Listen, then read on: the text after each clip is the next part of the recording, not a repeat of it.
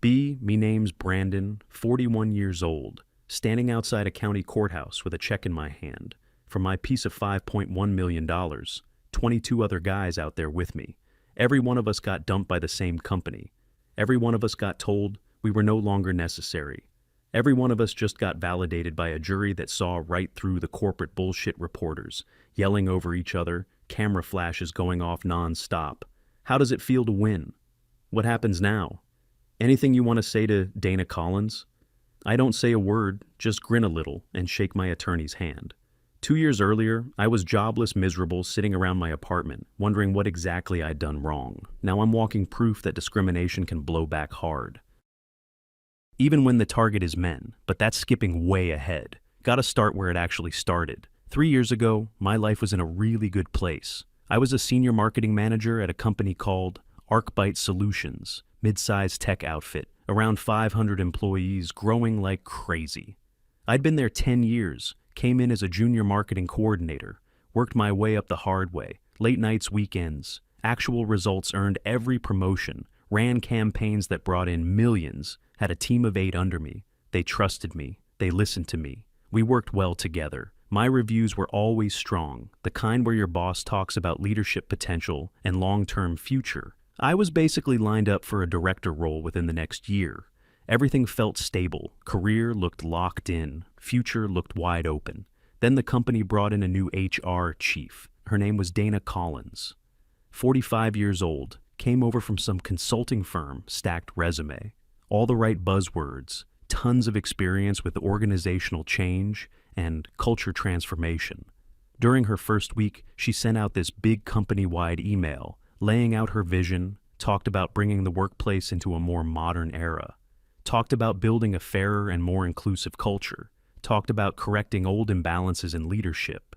I read the thing and shrugged, figured it was standard HR theater. New executive comes in, wants to leave fingerprints everywhere. Didn't think much of it. First month, Dana mostly watched, sat in meetings, looked over org charts, dug through demographic reports, asked for breakdowns by gender across departments and leadership levels. Marketing was around 56% women and 44% men management. Across the company was maybe 61% men and 39% women. Honestly, not terrible, especially for tech, better than a lot of places. Later, Dana presented her findings to the executive team. I wasn't in the room, heard about it from my boss afterward. Apparently, Dana said the company had a problem with male overrepresentation. Especially in upper-level positions, she pushed some new workforce rebalancing plan. Goal was gender parity at every level, inside 18 months. Leadership signed off on it, thought it sounded forward-thinking, good for recruiting, good for press, good for image. Nobody stopped to ask what rebalancing was actually going to look like.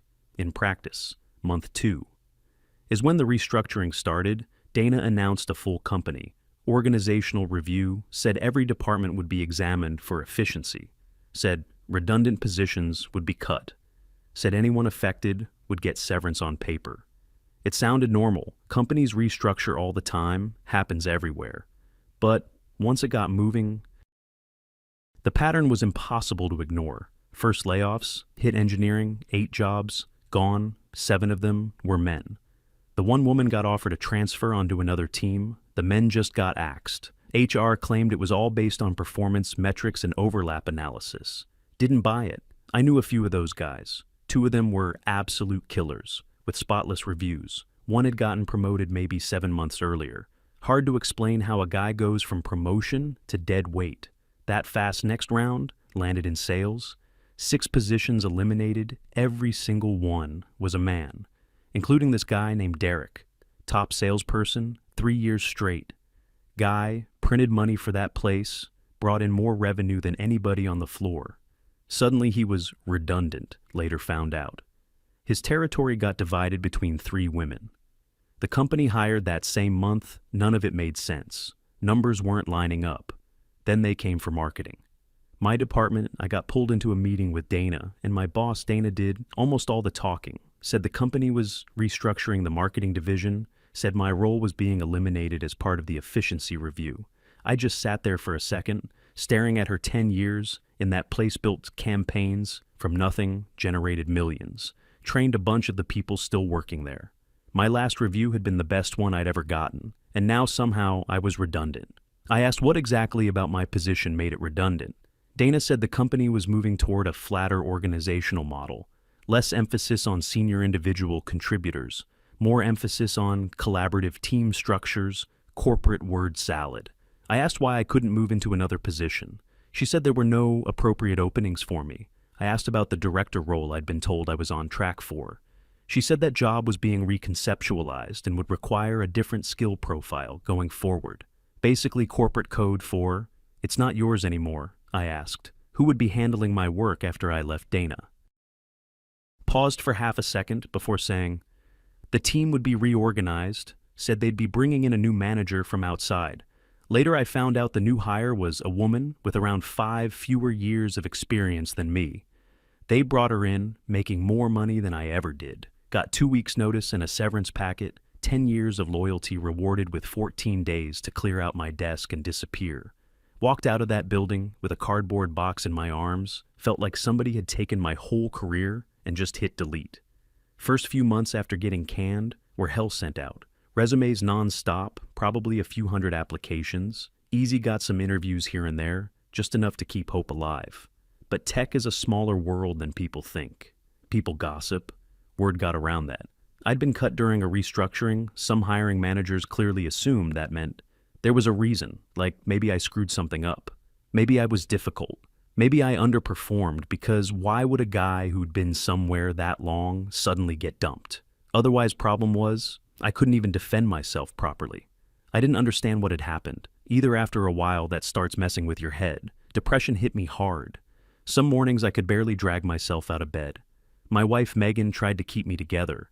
She was supportive the whole time, but I could tell she was scared too. We had a mortgage, 2 kids, regular bills stacking up like always. And severance money has an expiration date. Doesn't matter how careful you are. I started turning it inward, wondering if maybe I really was the problem. Maybe I wasn't as good as I thought I was. Maybe they saw something in me. Maybe I actually deserved it. That's the sick part about getting fired after enough time. You start trying to make the story make sense by blaming yourself. Then one night, I found a thread on a professional forum for tech workers. Somebody had posted asking if anyone else from ArcBite had been laid off. Recently, I clicked it mostly out of curiosity, figured maybe I'd see a couple familiar names. Instead, I found the thing that changed everything. Dozens of posts from former ArcBite employees, all men, all let go, within the previous 8 months. All fed basically the same explanation. Restructuring redundancy efficiency review. Same corporate script over and over. Almost all of them had either been replaced by women or had their jobs wiped out completely, and the story sounded way too familiar.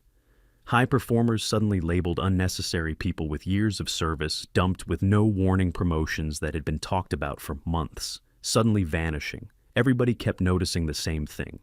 The people getting cut were overwhelmingly male. I started messaging some of them, privately swapping stories, comparing dates, lining up details. Derek was there, the top sales guy, same one they said was suddenly redundant.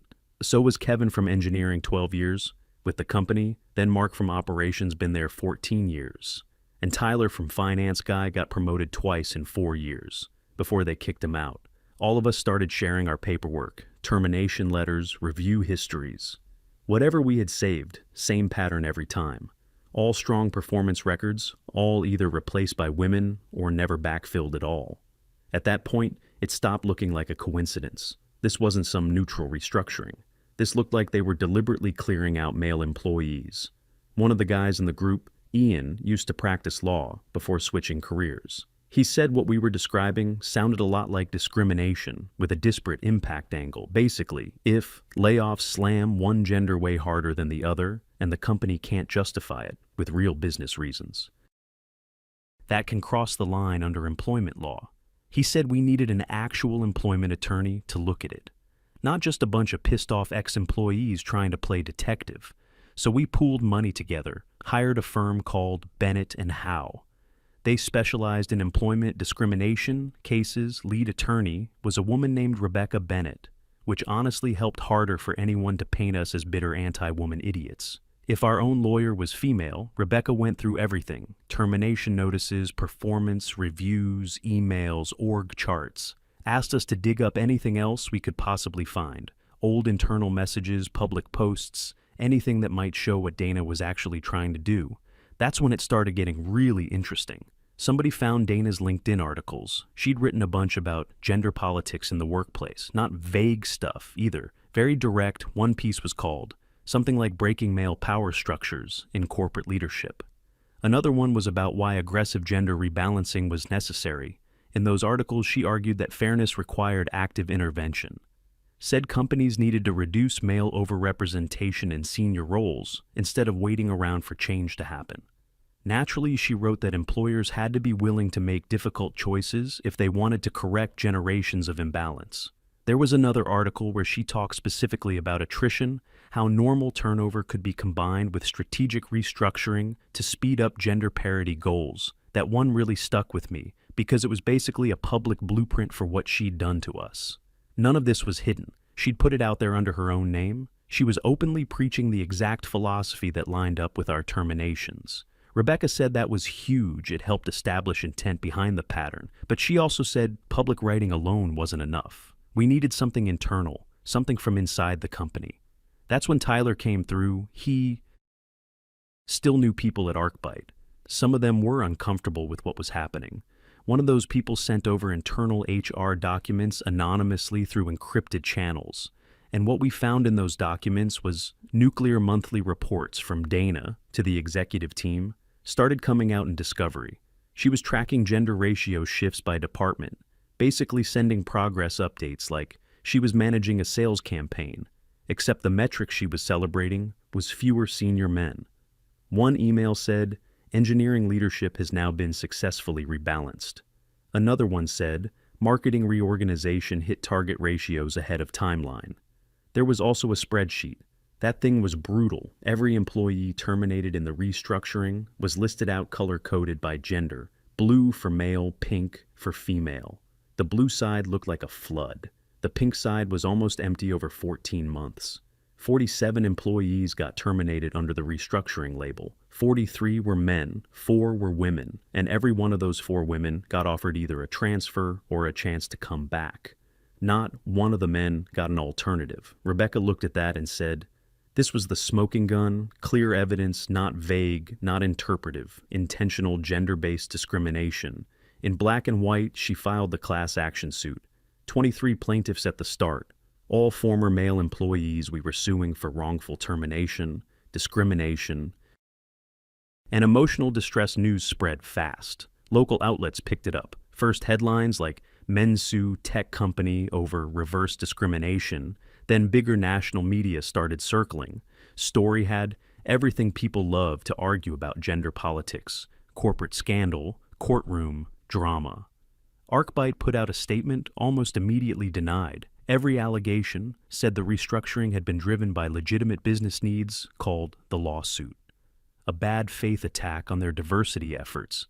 Dana did an interview defending herself, said she was proud of the progress ArcBite had made on gender equity. Said the lawsuit was just backlash from men who couldn't handle change.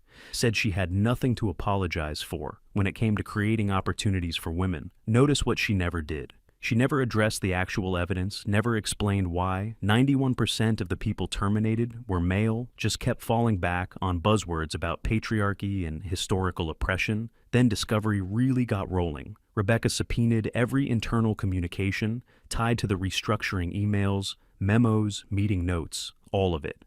What came out was ugly. Dana had explicitly told department heads to identify male-heavy areas for priority restructuring, review. Not subtle, not implied, explicitly.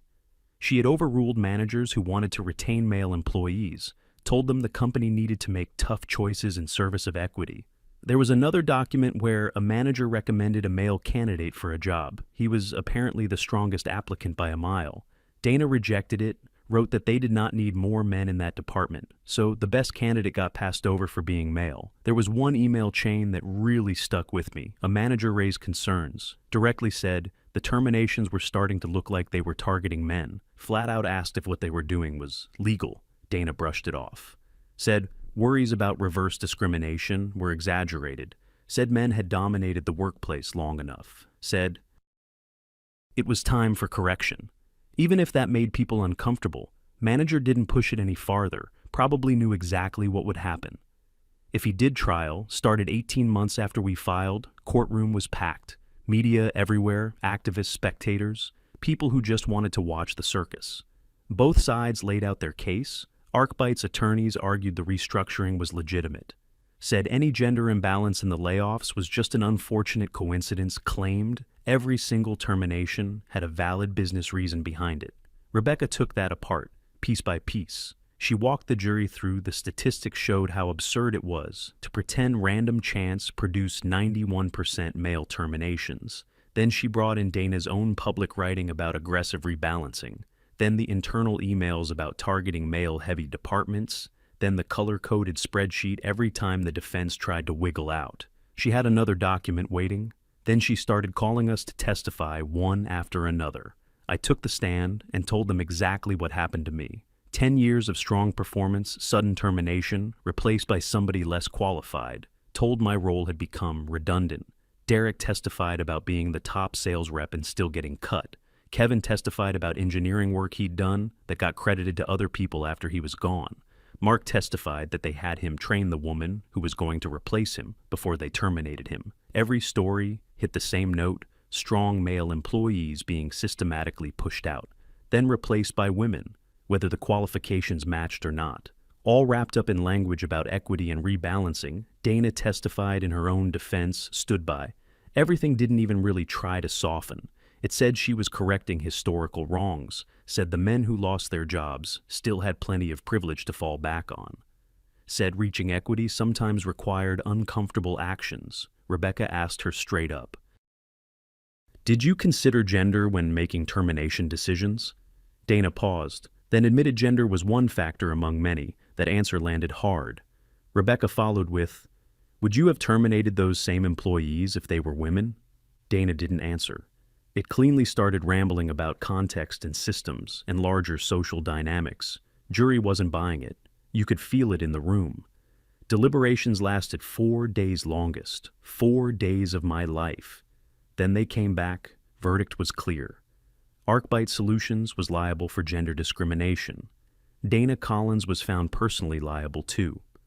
Not just the company, her specifically jury said. She implemented discriminatory policies. Damages came out to $5.1 million, total split across the 23 of us. Based on things like tenure and lost earnings, court also ordered policy changes and outside oversight. When the verdict got read, the whole courtroom popped off. Some people actually cheered. Other people looked stunned, like they couldn't believe the court had gone there. I just sat in my seat feeling kind of empty. Not bad empty, just numb. 2 years of stress and depositions and waiting and hoping, finally done. Finally somebody official said out loud that what happened to us was wrong. Finally proof. I hadn't imagined any of it. Fallout hit Arcbite hard. Their stock dropped 12% after the news broke. CEO put out a public apology. Said the company had failed to exercise proper oversight. Said they were committed to treating employees fairly, regardless of gender. Dana got fired immediately. Her whole workforce rebalancing program got scrapped. Company had to bring in an independent monitor to review HR decisions. For the next 3 years, Dana, of course, tried to turn her firing into some kind of heroic sacrifice. Did interviews talking about how she was being punished for challenging patriarchy.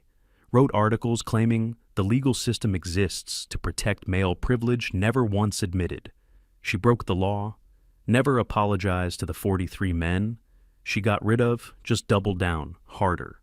Some people still back her even now, call her brave, say she was ahead of her time, say our lawsuit was just reactionary backlash against progress.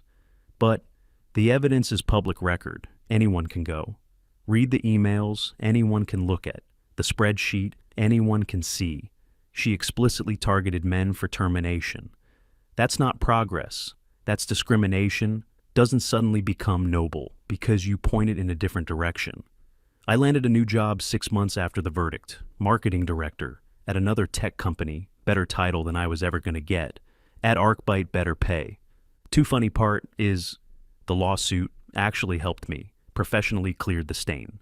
Off my name showed I wasn't fired for poor performance, showed I was pushed out for illegal reasons, hiring managers understood that right away. I wasn't some problem employee. I was the guy who got screwed 2 years later. I'm doing great careers back where it should be. Family's doing well, settlement, money paid off our mortgage. We put a chunk aside for the kids' college for the first time in our lives. We had real financial breathing room, the worst professional thing that ever happened to me. Somehow ended up becoming the base for a better life. I still keep in touch with some of the other plaintiffs. Derek started his own sales consulting business. He's killing it. Kevin went to a competitor and got promoted twice. Mark took his settlement and retired early travels with his wife all the time. Now Tyler turned into a workplace fairness advocate, speaks at conferences about everything we went through. We jokingly call ourselves the Brotherhood, sounds dumb. But there's a real bond there. Shared injustice does that. So does winning together.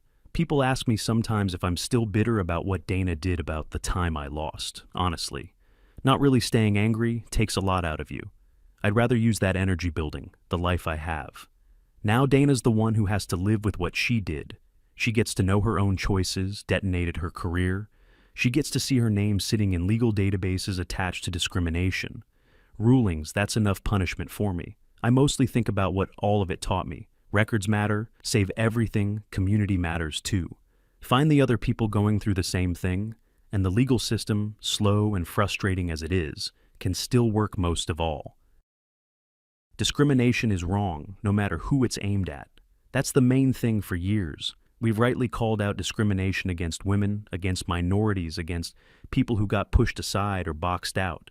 That fight still matters. There's still plenty left to fix. But the principle only means anything. If it applies across the board, you can't fight discrimination by doing more discrimination. You can't create equality by inventing fresh inequality. You can't make old wrongs right by screwing over a new set of people. That's not justice, that's revenge with better PR. And revenge doesn't build anything good. Real fairness means treating people like individuals, judging them on what they can do, what they contribute, not on whether they're male or female or anything else. They were born as. Give people a real shot. That's the standard. That's what I want for my kids. I don't want my son boxed out because he's a boy. Same way. I don't want my daughter boxed out because she's a girl. That's the world worth trying to build. Not Dana's version, not some endless cycle of grievance and payback. Not a system where yesterday's victims become today's oppressors and then act shocked when the cycle keeps going.